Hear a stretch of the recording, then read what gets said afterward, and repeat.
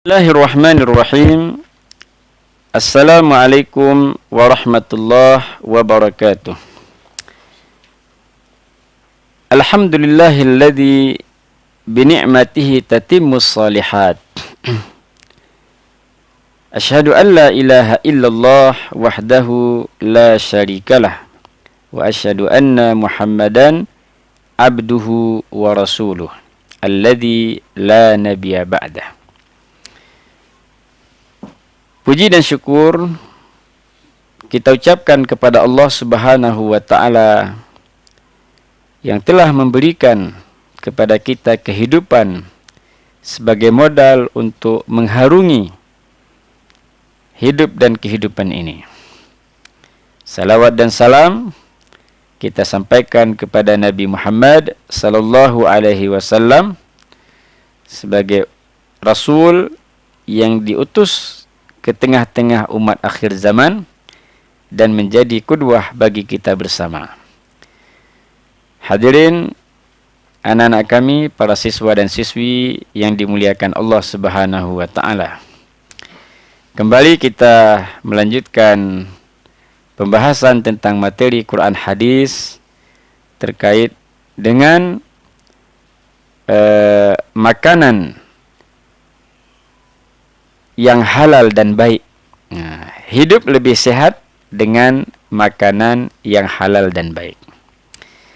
Landasan kita adalah ayat Al-Quran dalam surah Al-Baqarah ayat 168 dan 169.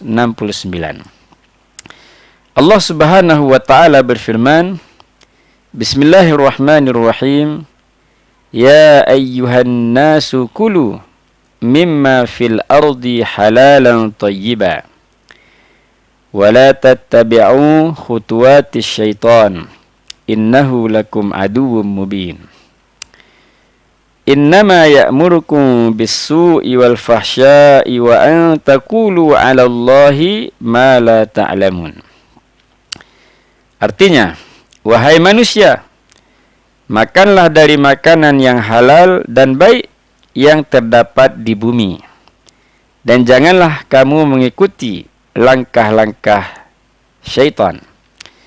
Sungguh syaitan itu musuh yang nyata bagimu.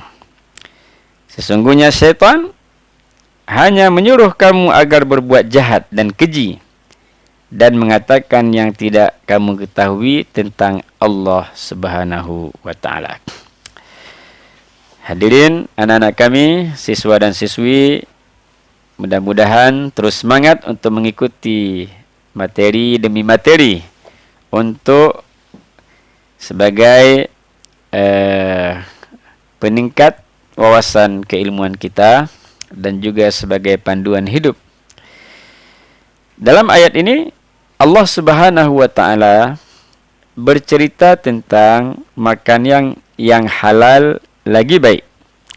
Artinya sebagai umat Islam kita harus memfilter makanan-makanan yang kita masukkan ke dalam tubuh kita, karena makanan dapat membentuk karakter. Makanan membentuk karakter. Makanan yang halal lagi baik akan menumbuhkan karakter yang baik dan positif. Sementara makanan yang buruk, yang haram lagi keji, akan menumbuhkan karakter-karakter yang buruk dan juga negatif. Maka di sini perlu kita renungi ayat ini sehingga dapat menjadi panduan dalam hidup kita. Dalam hidup dan kehidupan, kadang banyak orang mengatakan misalnya yang haram saja susah, apalagi yang halal misalnya kan. Jadi ini dijadikan sebagai dasar sehingga seolah-olah darurat yang haram itu, padahal tidak. Memang kalau dalam kondisi darurat, ad-daruratu tubihul mahdzurat. Dalam kaidah usul disebutkan keadaan darurat itu membolehkan hal-hal yang diharamkan. Ketika misalnya ada pilihan, ada daging babi, dan pilihan kedua, kalau kita tidak makan daging babi, kita akan mati. Itu darurat. Bahkan itu juga tidak boleh banyak-banyak, hanya untuk mempertahankan hidup. Bukan ketika ternyata enak daging babi, akhirnya banyak dimakan. Tidak, dia hanya untuk menyambung kehidupan kita. Itu kondisi darurat. Baik. Maka di sini perlu untuk kita cermati. Kita perlu menjadi bijak, menjadi umat Islam yang bijak memilih makanan. Karena Nabi mengatakan, "Ma nabata min haramin fahuwa haramun." Setiap kullu lahmin, setiap kullu lahmin nabata min haramin fahuwa haramun. Setiap daging yang tumbuh dari hal-hal yang haram, maka dia juga haram. Ini menjadi bukti bahwa makanan itu membentuk karakter. Orang-orang Arab misalnya, orang Arab itu sangat cepat naik darah. Orang-orang Arab begitu cepat naik darah. Kenapa? Karena mereka mayoritasnya makan daging. Daging itu memompa darah sehingga cepat emosi. Mereka makanannya yang lemak-lemak, daging, sehingga mereka emosinya cepat naik darah. Tapi juga kebaikannya mereka itu cepat dingin. Tapi kita kadang cepat naik darah, susah dinginnya. Tidak memaafkan, putus silaturahim, bahkan sehingga wafat. Kalau anak-anak kami ada menonton misalnya film AAC, ayat-ayat cinta, yang diperankan di Mesir sebagai latarnya. Di situ ada satu episode ketika siapa si pemeran utama berada di dalam metro Amfak ataupun kereta api listrik. Terjadi pegaduhan. Mereka akan dingin hanya dengan menyebut Salli ala Muhammad, berselawatlah kepada Nabi. Tiba-tiba mereka sadar, kemudian dingin kembali. Artinya cepat naik darah, cepat juga turun dengan mengucapkan Salli ala Muhammad, selawat kepada Nabi Muhammad. Artinya mereka sentuhan agamanya luar biasa. Jadi makanan berpengaruh. Misalnya kita ni awan-awan te, anan-anan te, tengku-tengku te, suluk misalnya. Ketika suluk tidak boleh memakan makanan yang berdarah. Makan nasi, nasi pe kerupe pian-pian kemul ngok pano. Sehingga itu tujuannya apa? Tujuannya untuk melunakkan, agar tidak terlalu terbakar oleh nafsu syahwat, lebih banyak berzikir, bersifat tawadhu. Jadi karena suluk itu kan bagian dari riyadhah ataupun pendidikan rohani, latihan rohani. Jadi ini menjadi bukti bahwa makanan itu berpengaruh kepada karakter. Makanan yang halal maka akan menimbulkan karakter-karakter yang baik, yang positif. Makanan yang haram akan menyebabkan perilaku-perilaku yang negatif. Kita bisa mungkin mendeteksi kenapa saat-saat tertentu kita menjadi malas ibadah, tidak bersemangat, bahkan keinginan hanya meronta, membantah, menentang. Bisa jadi dicek dari makanannya. Mungkin makanan yang selama ini kita pasok adalah makanan-makanan yang tidak jelas kehalalannya, ataupun makanan-makanan berupa najis. Maka dalam ayat ini selain halal harus baik, halalan thayyibah. Hewan misalnya, untuk menjadi halal harus disembelih dulu. Tidak boleh kita memakan hewan yang tidak disembelih. Karena kalau tidak disembelih itu namanya bangkai. Bangkai. Jadi kita harus menyembelih. Ada dua urat. Ketika disembelih itu ada urat marikh, urat nyawa, dan urat masuknya makanan ke dalam tubuh. Ketika terputus kedua urat itu dengan penyembelihan yang baik, maka hewannya menjadi halal. Tapi kalau tidak, hewannya itu haram. Karena najis. Setiap bangkai itu najis. Hurrimat alaikumul maitatu. Nabi mengatakan diharamkan kepada kalian al-maitah. Maitah artinya bangkai. Hewan yang mati tidak disembelih itu statusnya bangkai, hukumnya haram. Jangan dimakan. Karena itu akan membentuk kepribadian kita, kepribadian yang negatif.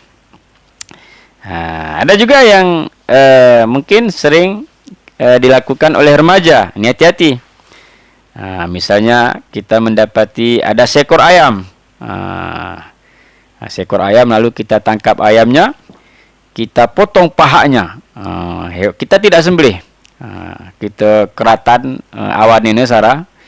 Hanya kita tunun, kita panggang. Sementara ayamnya masih hidup. Maka bagian yang terpotong dari hewan yang hidup itu statusnya sama, bangkai. Haram, tidak boleh.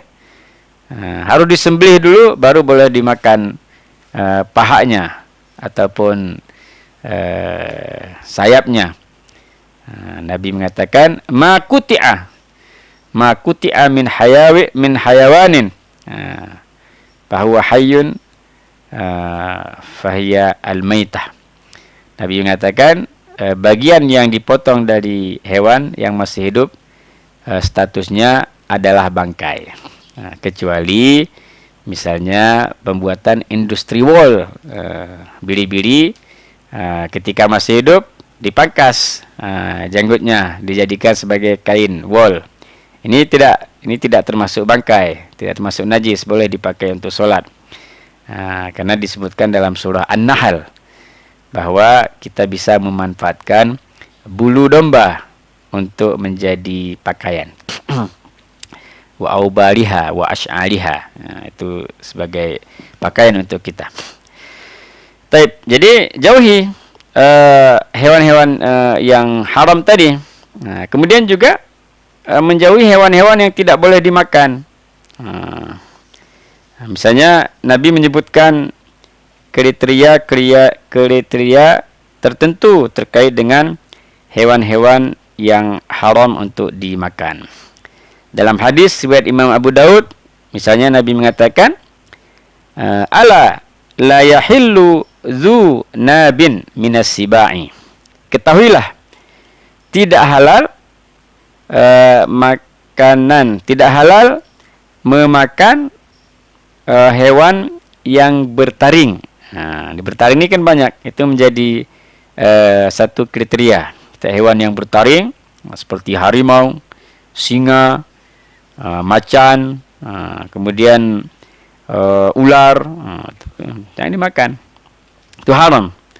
Walal himar al-ahl, dan juga keledai jinak. Keledai jinak itu haram untuk dimakan. Walal luqatah min malin muahidin, dan juga barang temuan dari orang kafir yang punya komitmen, ikatan janji dengan kita. Juga terkait dengan keharaman hewan-hewan. Jadi hewan-hewan itu bagaimana kita mengetahui hewan ini haram ataupun halal?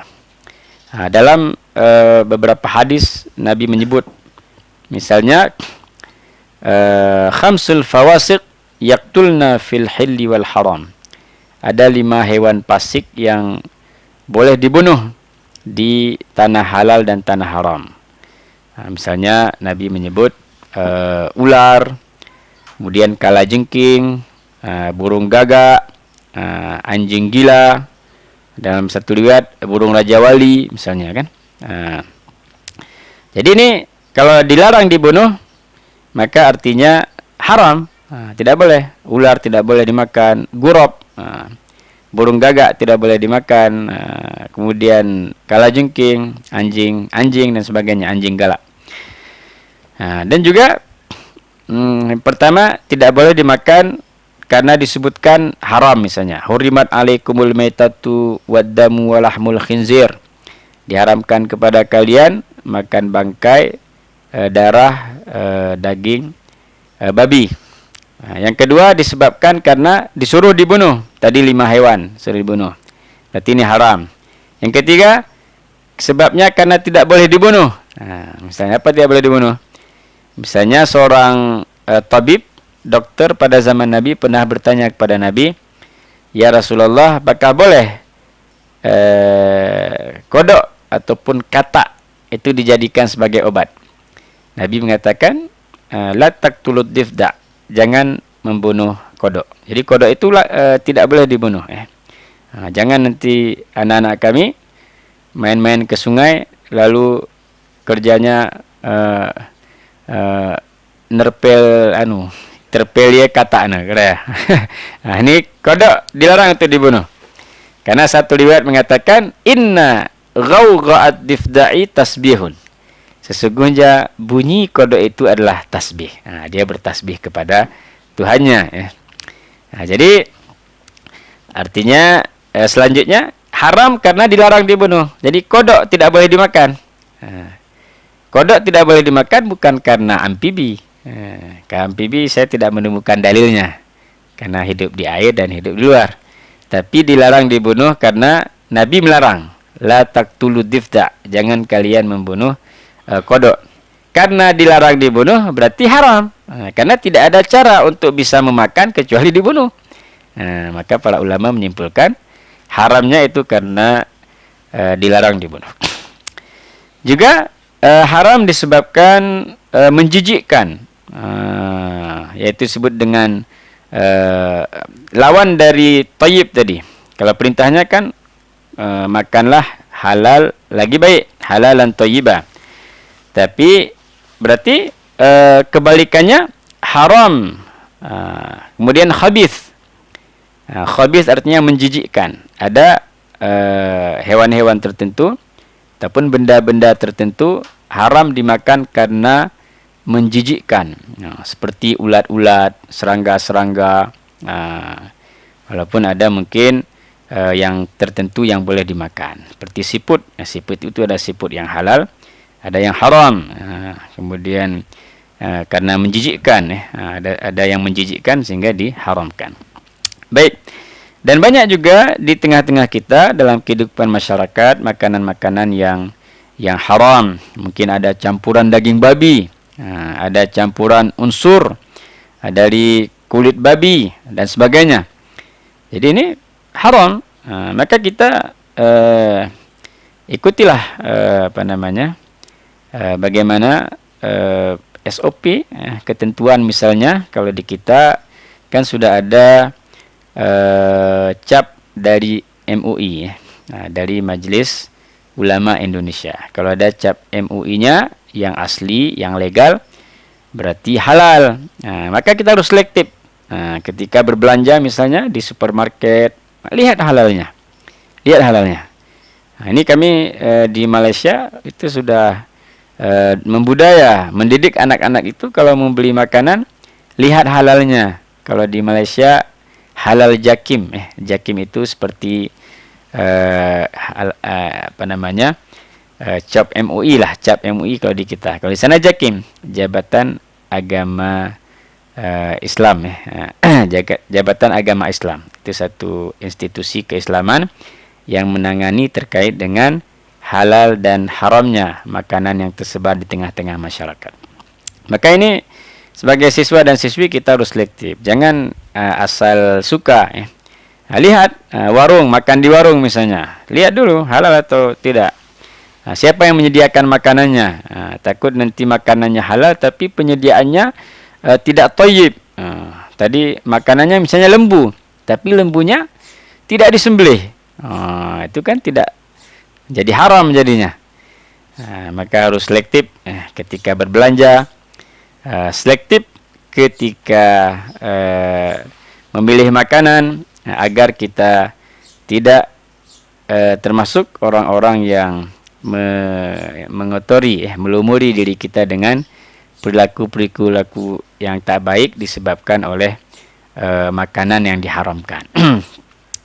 Baik, kemarin sebelumnya kita juga sudah membahas tentang ganja, sabu-sabu. Ini kan hal-hal yang haram. Ini jangan sampai kita terkontaminasi dengan makanan-makanan seperti ini.